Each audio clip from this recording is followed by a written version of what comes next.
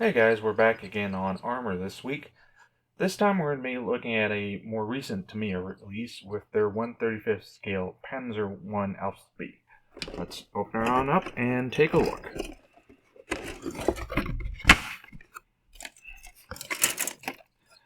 So, we start off with the main hull pieces, consisting of floor, side walls, and the upper portion.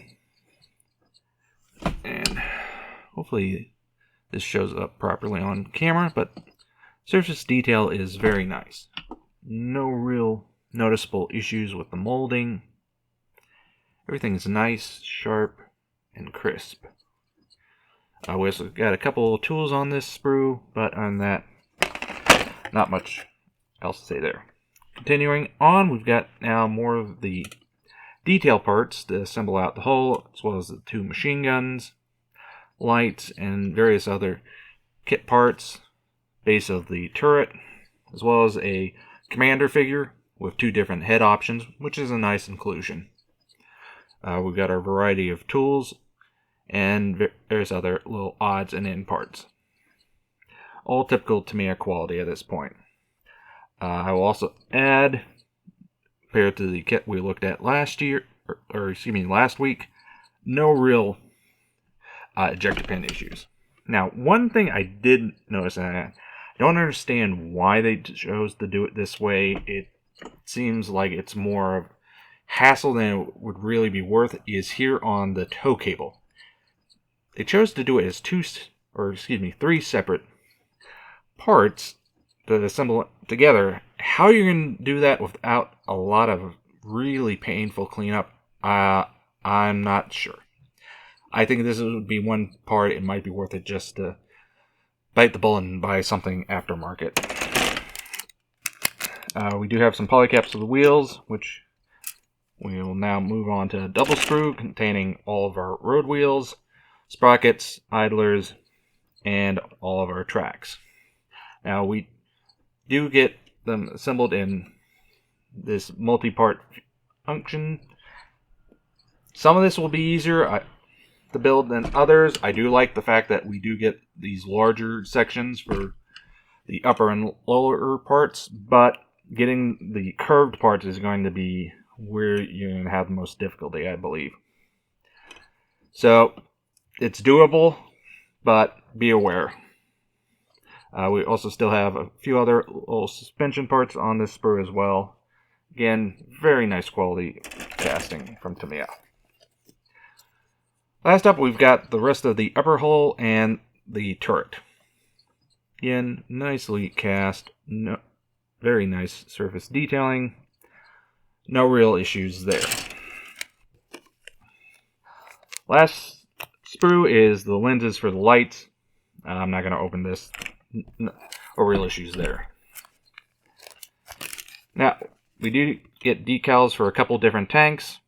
Again, sharp, great color. The yellow is a very nice yellow, which hopefully shows up well on camera. We also get some of the uniform markings for the commander as well, which they didn't have to include, but the fact they did is also very nice.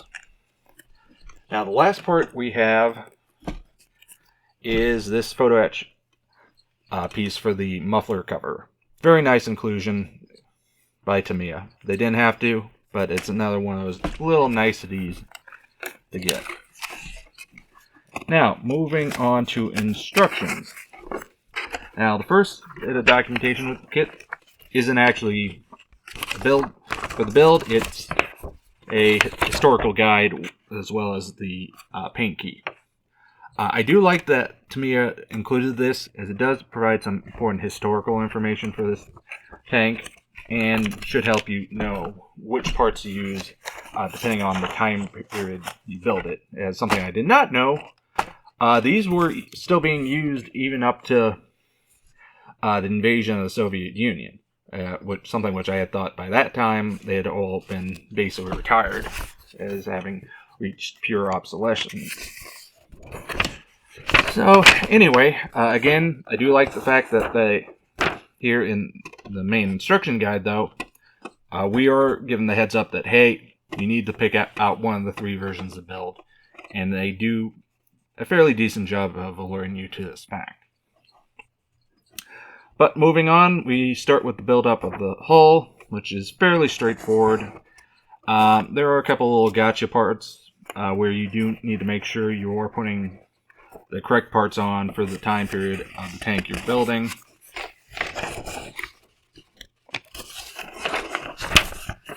Then moving into the road wheels and the suspension. And then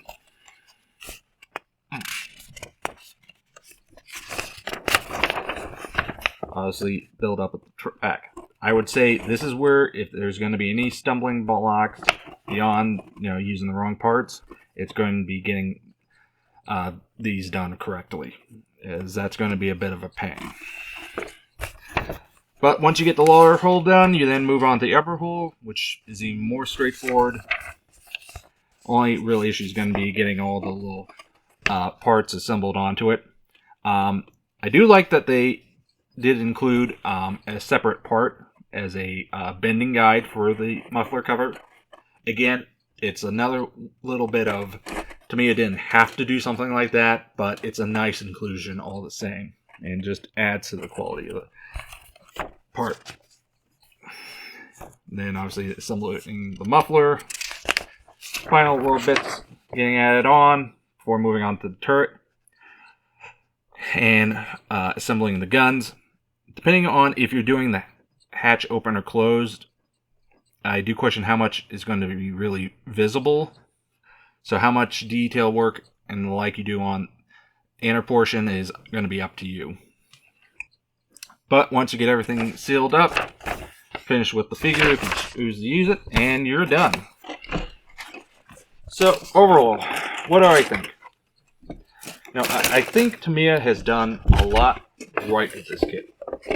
Now, they've given you a decent number of options. They've given you a couple added extras they didn't have to. And, it's typical Tamiya quality at this point. I do think there's some complexity to it, so I would not say it should be your first tank kit if you're looking for something like that. But it is one I would say is worth checking out if you want to step up your game. Or you're looking to fill that final missing tank in your Panzer collection. So, that was a look at Tamiya's Panzer I. Nice little kit in 35th scale with a lot of decent extras added to it, but some complexity to it. So, until next time.